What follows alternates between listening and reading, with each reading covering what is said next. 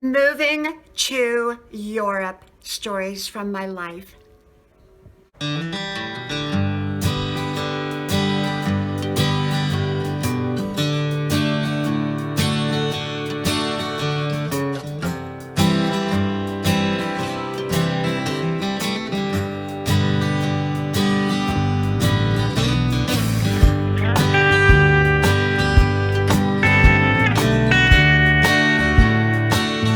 Life in Europe, stories from my life. Hello, y'all. I'm Diana Brienne.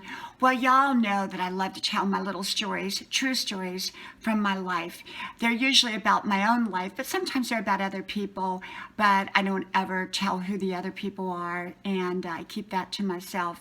And usually I change the names and the places of people. As it goes. But anyhow, this one goes back to Europe. My husband and I, we moved to Europe due to his work. And of course, my work followed as well.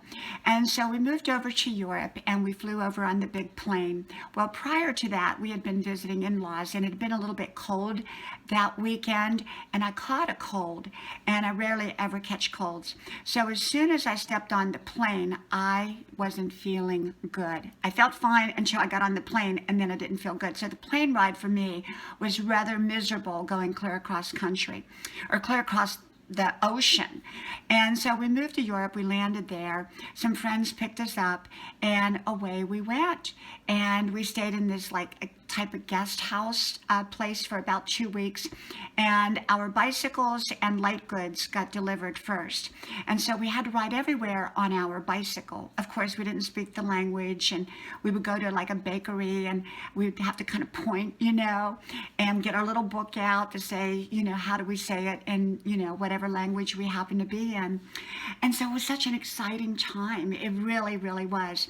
We finally found a little apartment, and it was on the second level of a big home. And the way the Europeans often do it is they have like a multi-family house, and that was sort of what this one was. And so we had this wonderful, magical little apartment on the second level. And I had a landlady who didn't speak English, and so she was trying to teach me her language, and she was trying to teach me how to cook her way. And I sort of became a second daughter to her. And we just built a wonderful, wonderful relationship. We got one of those little black and white TVs over there. And we didn't understand the language, but we would sit there and we'd watch all these shows and try to figure out what they were saying. And some of them were so funny. And then I developed a few of my favorite programs. Back then, we didn't have DVDs or online type of things. And so I had books and cassettes to learn the new languages. And I did. I had several languages going on at one time that I was trying to learn. And then shortly thereafter, we began to travel. And I loved, loved, loved traveling in Europe. It was very exciting. And I was a little bit nervous at first driving because, well, the highways and the roads were very, very different. I love to shop over there. I used to take my bicycle to the market, and I would take my bicycle and I would pedal it, and I'd have a basket so that I could bring home the food in, because they didn't, bag it like we do here in the country, in our country. And so it was so neat and so cool. I'm sitting here in Grandma's parlor on Grandma's 100-year-old sofa, and it's a beautiful day out today. And so we moved to Europe, and I didn't speak the language in the beginning, but I was trying real hard. And I went to the grocery store, and I was trying to tell this lady that she looked very busy, but instead I said she looked very damaged. I didn't know that's what I said till later. And she kind of looked at me at first, kind of stunned. And then she knew what I meant, and she kind of laughed. And I still didn't know why she was laughing. So we had all kinds of neat little experiences. I love the food, and I did learn the languages over there, pretty much self-taught. Then we had to move a couple different times, and we moved to one place and I loved it. But then like 6 months later, we had to move again because we got transferred. And so we moved to Bavaria, and oh my gosh, it was like Heidi territory with cows and chickens and all of that. I loved, loved, loved it. And we had a little BMW convertible, and we used to take it through all the farm fields because we lived around all these farms. And there was one restaurant in town, but it was only open on occasion. And that was it. It was magical, just like Heidi. I felt like Heidi.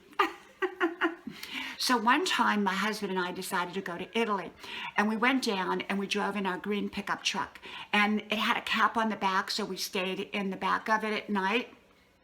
And so we pulled it up by the Coliseum, and we kind of pulled it in backwards by a brick wall. And so we went to sleep in the back.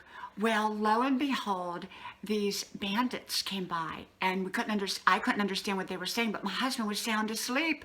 And so I started saying, I started in another language, and I started to scream at them like I was a crazy woman.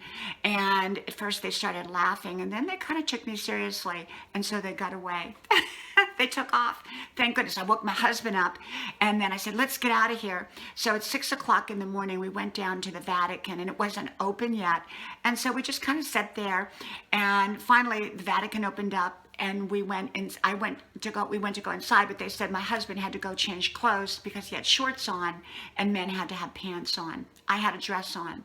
And so he had to go back and he had to change into pants, and then we went into the Vatican, and it was wonderful, beautiful. And then we went up to the Tower of Pisa and drove up there in our pickup truck, and that was really cool and neat, and I loved Italy. And I remember going to one of the Eastern Bloc countries on a train, former Eastern Bloc countries, on a train, and the train caught fire in the middle of the night. And so they made us all get out of the train, and it was like 20 below zero. It was freezing, freezing cold, but somebody's cigarette had caught the train on fire. What experiences we have had, and there's so many more. When we went to move to Bavaria, my husband had left a couple weeks beforehand because my job wasn't finished yet. And so when I closed up our apartment, this is before we had cell phones, I didn't have any communication then at that point because, well, I turned over the keys and the phone was done. And I took off and I put Mick Jagger into the DVD. No, was it a DVD? No, I think it was a tape player. And I was listening to Sweet Thing, Sweet Thing. And I'm driving on the Autobahn in my BMW convertible, and I got lost. And I had no real way because I couldn't remember how to get to where I needed to go now that I got lost. And my husband was already there with our new house. And so nobody seemed to know where that little tiny village was. And so I ended up by another border of another country, and I knew I was really lost. And I got so scared. So I pulled over in my little BMW convertible. It was approaching evening, and I was like crying. And this truck driver came over and he said, can I help you? I see, he knew I was American. And so he tried to speak English. And I said, I'm lost and I don't know how to get there. And I told him where I had to go. And he said, my brother-in-law used to live there. How lucky was I? So he said, follow me. And, I did. And so here I am in this little BMW following this big semi truck over hill and dell and Autobahn and everywhere, and then country farm fields. And he got me right to the right little village that we were living in. And there was my husband and all of his friends standing at the end of the street trying to figure out how to find me. They'd already put out a police report on missing woman. That was me. But there I pull up in my little BMW and I go, Auf Wiedersehen, to the truck driver. And he goes, Auf Wiedersehen, which means goodbye. And he was wonderful. He was like my angel. So, we had so many magical, amazing times in our 5 years of living in Europe. We traveled so many places, and I had a couple different fabulous jobs while I was there. And it was just magical. And so I am so grateful that I had that time in Europe. And, I think life is very special because each part of life is very special if you make it special. It's up to us what we do with the season of our life. Some people could have had that experience and not enjoyed it. Other people make the most of it. And I make the most of every single season of my life. Well, from my house to yours, from my story to yours, may God bless you all, and I'll talk to you all soon again. And so from my beautiful day to your beautiful day, I wish you a wonderful, wonderful day. Talk to you then. Bye-bye.